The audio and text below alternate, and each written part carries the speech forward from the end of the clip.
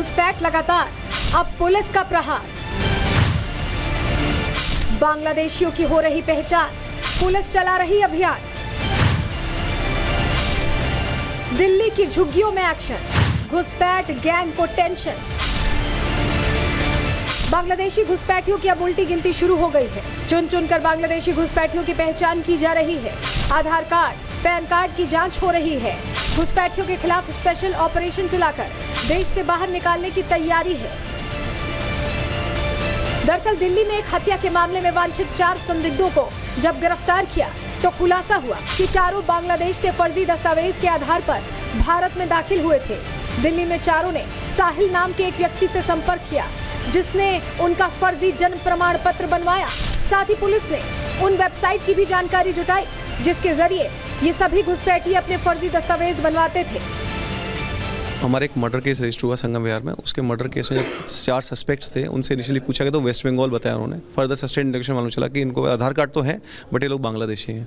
इसलिए हम नया रजिस्टर किया केस, उसकी फर्दर इन्वेस्टिगेशन सारी सब चीज़ें खुलासा हुआ है। एक वेबसाइट है जनताप्रिंट्स.in, जहाँ से नकली बर्थ सर्टिफिकेट बन जाते हैं।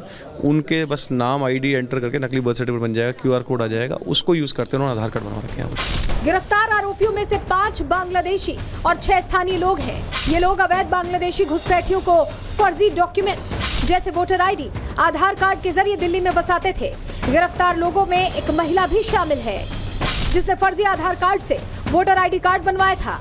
इतना ही नहीं, पुलिस ने गिरफ्तार आरोपियों के पास से 21 आधार कार्ड, 6 पैन कार्ड और वोटर कार्ड भी जब्त किए हैं।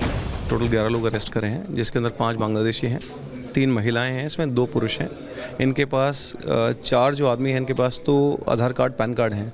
एक महिला के पास आधार कार्ड भी है और एक वोटर कार्ड भी है। उनको वेरीफाई कर रहे हैं। उसमें से अभी हमें ये श्योर हो गए हम लोग कि 4 जो ये वोटर कार्ड हैं ये नकली हैं और 21 आधार कार्ड नकली हैं। आपको जानकर हैरानी होगी कि ये गैंग फर्जी दस्तावेज कितनी आसानी से बांग्लादेशी घुसपैठियों को मुहैया कराता था। कैसे देश की सुरक्षा के साथ खिलवाड़ किया जा रहा था। फर्जी दस्तावेज बनाने वाला गैंग ड्राइविंग लाइसेंस प्रिंट करने के लिए 10 से 20 रुपए लेता था। वोटर कार्ड प्रिंट करवाने के लिए 5 से 15 रुपए लेता था। आधार कार्ड प्रिंट करने के लिए 20 रुपए लिए जाते थे। पैन कार्ड प्रिंट करने के लिए 10 रुपए। इतना ही नहीं, कोविड वैक्सीन सर्टिफिकेट प्रिंट करने के लिए केवल 2 रुपए लिए जाते थे।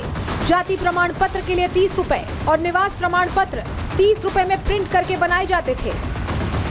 लेकिन अब पूरा गैंग ही पुलिस के हत्थे चढ़ गया है। दरअसल दिल्ली में अगले साल फरवरी में विधानसभा चुनाव होने वाले हैं। इसी के तहत दिल्ली की सुरक्षा को देखते हुए उपराज्यपाल VK सिन्हा ने 10 दिसंबर को मुख्य सचिव और पुलिस आयुक्त को दिल्ली में अवैध तौर पर रह रहे बांग्लादेशी अप्रवासियों की पहचान करके सख्त कार्रवाई करने के लिए 2 महीने का खास ऑपरेशन शुरू करने का निर्देश दिया था। दिल्ली पुलिस ने भी कार्रवाई तेज करते हुए कई संदिग्ध घुसपैठियों की पहचान की है, जो बिना किसी लीगल डॉक्यूमेंट के रह रहे थे। इतना ही नहीं, पुलिस इनके कागजातों की जांच और वेरिफिकेशन भी करवा रही है। पुलिस का अंदेशा है कि दिल्ली में अभी और बांग्लादेशी घुसपैठिए छुप कर रह रहे हैं। Bureau report, Republic Bharat.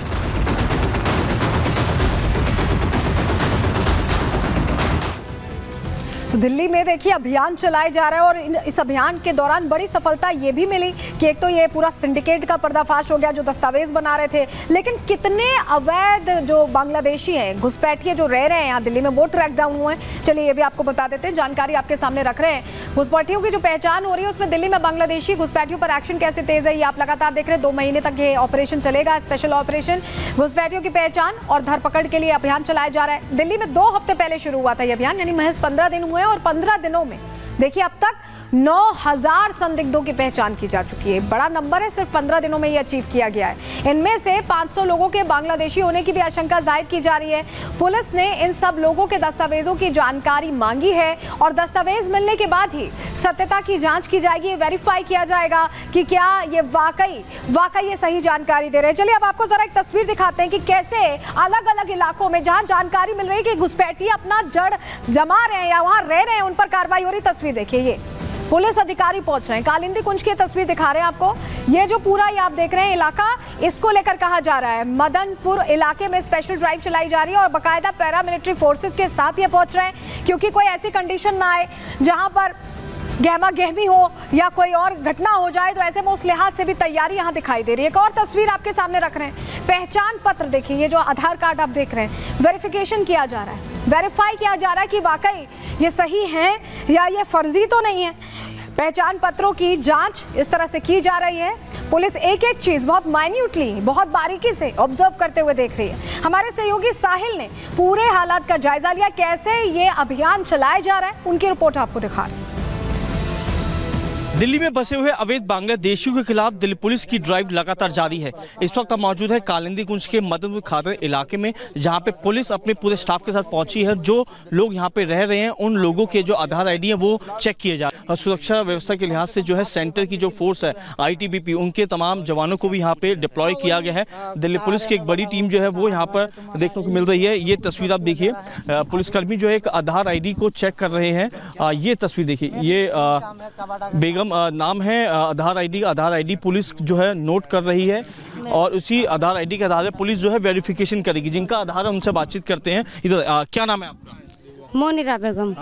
Monika, कितने समय से यहाँ पे रह रहे हैं आप? कितना समय हो गया दिल्ली में रहते हैं? 4 मास। क्या आप बांग्लादेश से आए हैं? नहीं। क्या नाम है आपका? बाबू हुसैन। बाबू हुसैन, कहाँ के रहने वाले हैं आप? कुछ बिहार।